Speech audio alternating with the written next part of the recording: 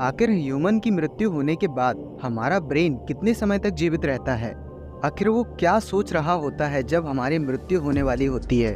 उसमें किस प्रकार की एक्टिविटीज हो रही होती हैं? इन सभी बातों के ऊपर हमारे न्यूरो साइंटिस्ट ने बहुत बड़ी बड़ी खोजें की और रिसर्च में कुछ ऐसा जाना जो कि बहुत ही अजीबोगरीब था। आज हम ये सब जानेंगे अपने इस वीडियो में।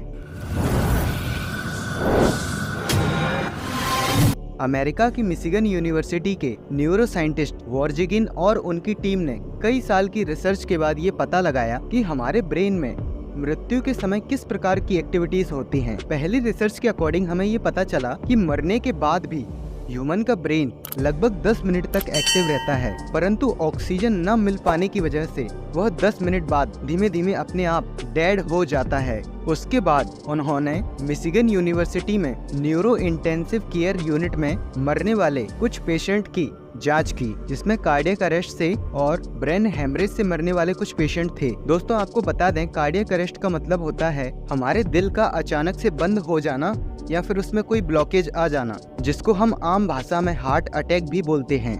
दोस्तों, वॉर्जिगिन ने अपनी रिसर्च पेपर में बताया कि उन्होंने जब इन दो पेशेंटों के ऊपर एक्सपेरिमेंट किया तो उन्हें पता चला कि जब यह मरने वाले थे उससे पहले इनके ब्रेन के हाफ पार्ट में गामा रेडिएशन का एक बहुत बड़ा ब्लास्ट हुआ, जिसका संबंध कार्डियक अरेस्ट से नहीं था। मतलब मरने से पहले उस इंसान के माइंड में बहुत ही खतरनाक एक्टिविटी हुई। अब यह जानने के लिए कि सारे मनुष्यों के माइंड में यही एक्टिविटी होती है क्या, उन्होंने अपने एक्सपेरिमेंट को आगे बढ़ाया तो उन्हें पता चला कि चूहे के ब्रेन में भी इसी प्रकार की एक्टिविटीज होती हैं। उन्होंने अपनी रिसर्च के बाद बताया कि ये जरूरी नहीं है कि हर किसी के ब्रेन में एक ही प्रकार की एक्टिविटीज हों, और अभी तक हमारे माइंड की सारी एक्टिविटीज जो कि मृत्यु के समय होती हैं, इसका पता कोई नहीं लगा पाया है। कई रिसर्च के अकॉर्डिंग ये भी पता चला है कि कुछ मनुष्य जो मरने वाले थे उससे पहले जब उनके माइंड को रीड किया जा रहा था तो उनकी न्यूरॉन्स और उनके माइंड में इस प्रकार से एक्टिविटीज चल रही थी कि लग रहा था कि यह कुछ ही समय में फट जाएगा।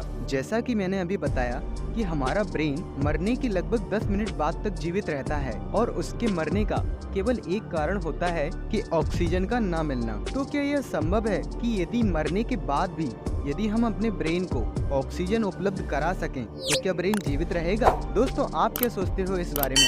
कमेंट करके जरूर बताइएगा।